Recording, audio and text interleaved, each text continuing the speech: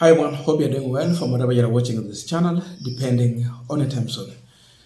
Now, yesterday, Seth Panako was cleared by the IBC to vie for Malava constituency by-election, and this was after some issues were raised and an attempt to block him from getting cleared by the IBC. But at the end of the day, Seth Panako has been cleared under the DAPK party to vie for that seat. So kile kimebaki ni campaign.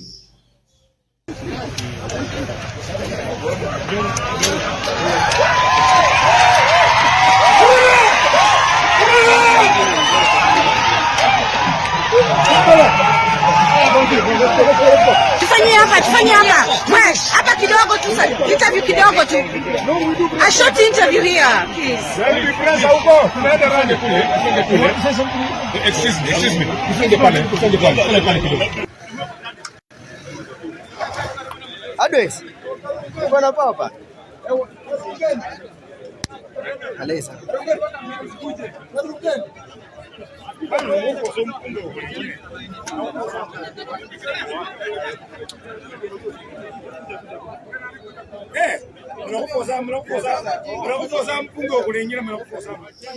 Now, as the DAPK party celebrated the clearance of Seth Panako, there are other issues that are raising about the other interested parties in a Malava by-election, including those from the united opposition. A lot of issues are coming out, and there is a threat the DCP might pull out of this opposition in case things will not be resolved as it is. So I want us to look into the issues that are raising, but before we go deep into the discussion, I have a quick and humble request.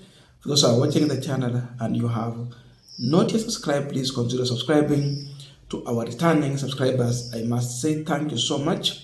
And again, to all our viewers, please give this video a thumbs up. Thank you so much, and back to our discussion. The DAPK party, together with their candidate Seth Panako, knows very well their major opponent that they should be focusing on is none other than the UDA candidate.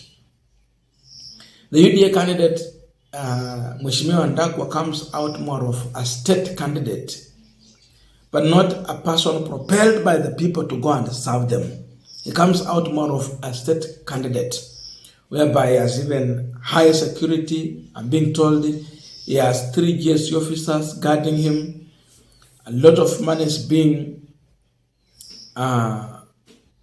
given out to the people. We are seeing Farouk Kibet every day with a chopper landing in Malava, pushing for that. So he's a more of a state candidate. But above all, Seth Panako knows that this is his main opponent. There is other issue. The DCP party belonging to Rigathi Gachagua.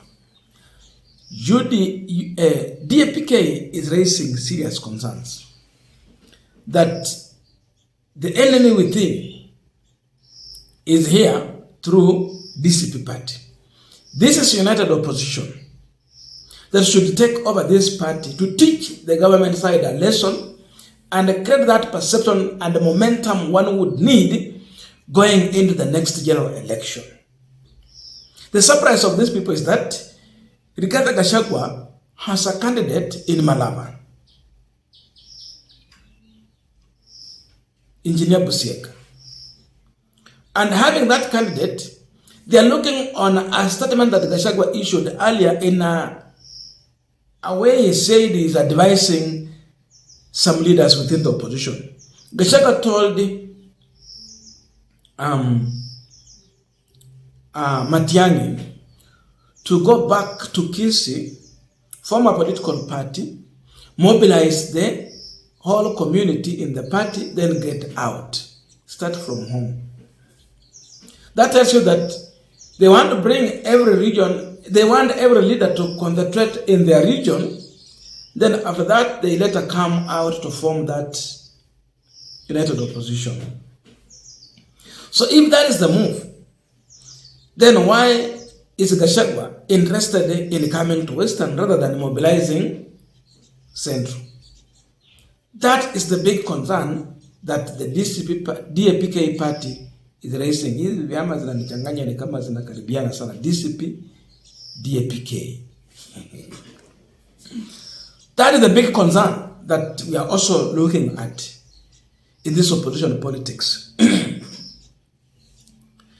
Gachagua found it unfit and unfriendly for DCP party to field a candidate in Mbeere North. Is it Mbeere North? Where Honorable Maluk or Honorable, the CS, the guy who was there and he was made as CS.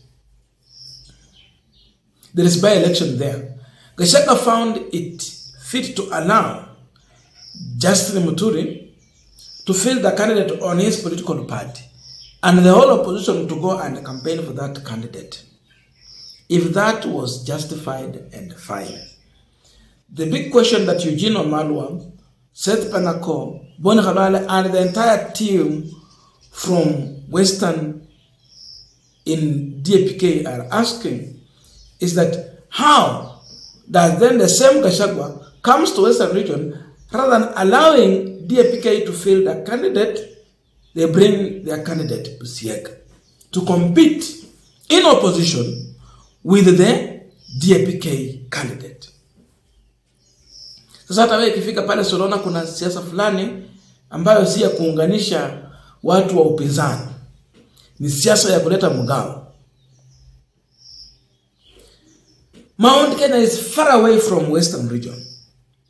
If you are not fielding a candidate in Mbeere, which is near and still large Mount Kenya, how do you find it fit to come to Kakamega, Malava, ya mwisho huko kielekea Bungoma? You are bringing your candidate there. This tells you that there is disunity within the opposition, and the DAPK is warning the DCP party that if this is the kind of political approach they are going to take, then the unity within the opposition might not last as intended. They have threatened to pull out of the united opposition. And indeed, if this is the kind of approach Gachagua will be giving to the opposition, then I don't see opposition gluing together. They can't be glued together to the very end when they will declare one candidate. The best thing Gachagua would have done is to come to Malava, talk to his candidate, because again, Malala is also pushing with his own personal interest. Labda anataka pesa za campaign na hivyo na hivyo. Sababu ukiangalia farasi hapa ni wawili tu. We have Busiega, we have Ndakwa and Seth Panako. Busiega, huyo ni tunaweza sema huyo anaweza kuwa ni punda. Farasi ni wawili, huyu mwingine ni punda. Hakuna third force. Huyu ni punda. Lakini punda sasa chini ya uongozi wa viongozi wa upinzani, mbona wasinyamazishe punda wao ili farasi amenyana na farasi mwenzake? So I see division there that Gachagua has allowed to thrive. It will not work well. It will not work well for the opposition going forward. Because look here, Gachagua is in war with Fred Matiang'i. Now, indirectly, he is involved in another war with Eugene Wamalwa. Tumeona sasa hata Mheshimiwa George Natembea wakiongea na wakitembea na Fred Matiang'i. If this is the way these people are going to approach this politics, I see Eugene Wamalwa and the team that will bring together people like Fred Matiang'i and other people will join together and form another coalition here. Ili tabaki na uenda Gachagua abaki na Kalonzo wawili hivi. Na hata huenda Kalonzo akamtoroka, lakini hata mtoroka kwa sababu Gachagua cannot be a presidential candidate, can't be cleared by IEBC. So Kalonzo wasipokaa chini na Gachagua waongee, huenda waharibu hii mahusiano ya opposition na wabaki watu wawili pale. Then these other guys will come together and form another force that will challenge them.